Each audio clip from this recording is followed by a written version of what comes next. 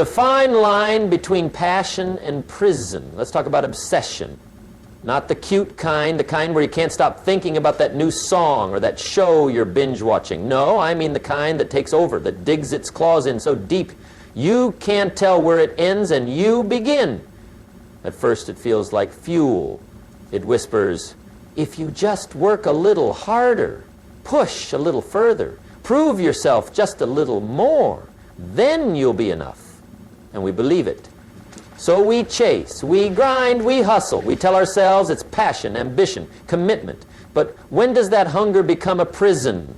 Obsession isn't just about what we want, it's about what we fear. The fear of not being good enough, of being left behind, of not being seen or valued. And so we cling to people, to success, to perfection. We measure our worth in achievements, in approval, in the number of likes, promotions, or gold stars we can collect. But here's the thing, no amount of success, validation, or control will ever be enough if you're running from yourself.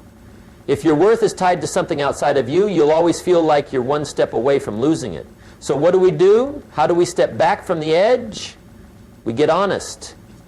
We ask ourselves, what am I really chasing?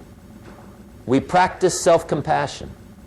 We surround ourselves with people who love us, not for what we achieve, but for who we are when the trophies are put away. And most importantly, we remind ourselves that we are already enough, not because of what we do, but because we exist.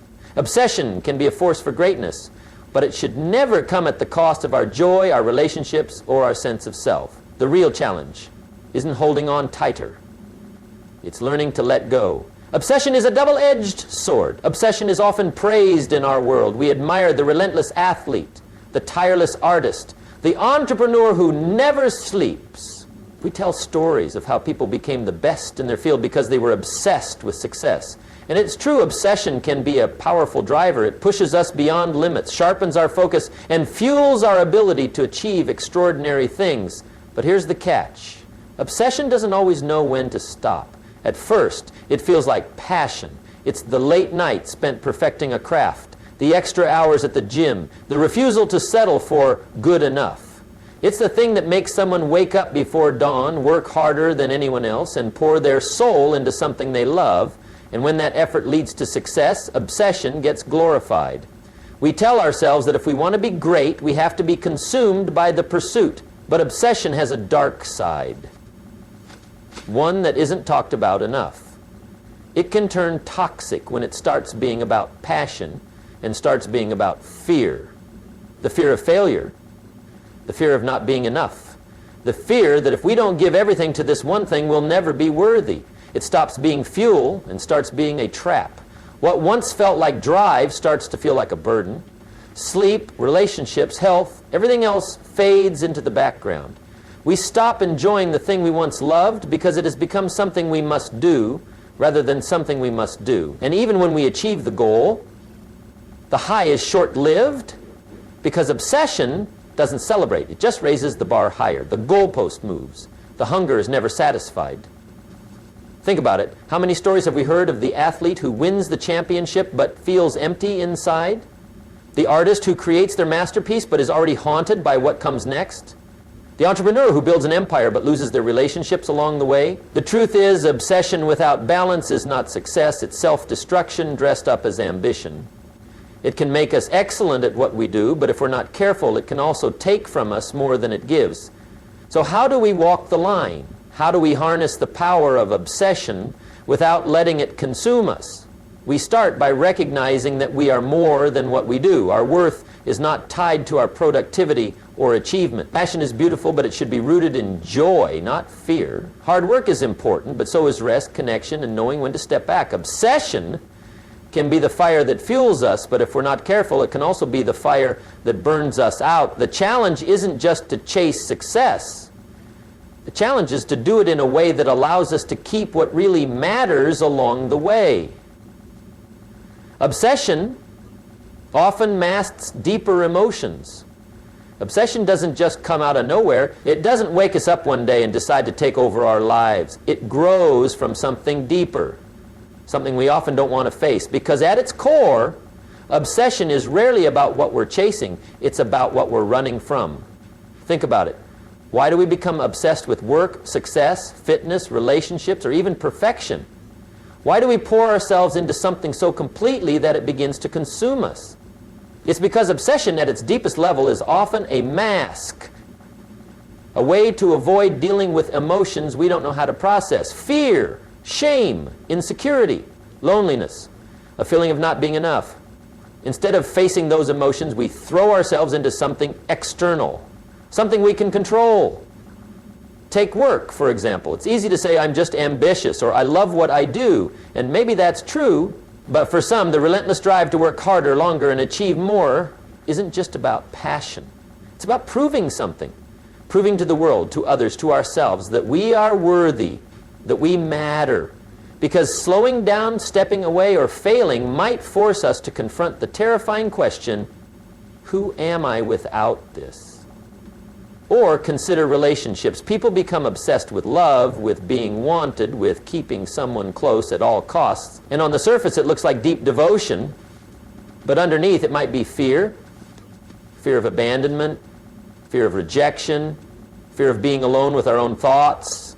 So we hold on tighter, we lose ourselves in someone else, because facing our own feelings, our own wounds, feels unbearable. Even perfectionism is often just another disguise for shame. We chase perfection, obsess over every little detail, push ourselves beyond our limits, not because we truly love excellence, but because we're terrified of being seen as less than perfect, of being judged, of failing. But here's the truth. No amount of external achievement, validation, or control will ever be enough if we're using it to avoid something inside us. If you don't address the real emotions hiding beneath the surface, obsession will never bring peace. It will only bring exhaustion. So what do? How do we break the cycle? First, we get curious. We ask ourselves, what am I really chasing? What am I afraid of? Instead of numbing with work, achievement, or perfection, we sit with our discomfort. We name the emotions we've been running from. Second, we practice self-compassion. Obsession thrives on the belief that we must do more to be enough. But the truth is, we are already enough, even without the trophies, the titles, the approval. And finally, we allow ourselves to be vulnerable. We talk about what's underneath. We let people in. We learn that our worth isn't something we have to earn, it's something we already have. Obsession may feel like a solution, but it's just a distraction. The real work, the real healing comes when we stop chasing and start facing what's inside us. Breaking free requires vulnerability. Breaking free from obsession isn't about discipline or self-control. It's about vulnerability. And that's the hard part. Because if obsession is a mask, vulnerability is the act of taking it off. It's standing there, exposed, without the armor of overachievement, perfectionism, or control. It's terrifying. But it's also the only way to truly be free. For so long, we've been taught that strength means pushing through, working harder, ignoring our emotions, and proving ourselves. We believe that if we just try a little harder, if we just hold on a little tighter, we can finally feel safe, successful, or worthy.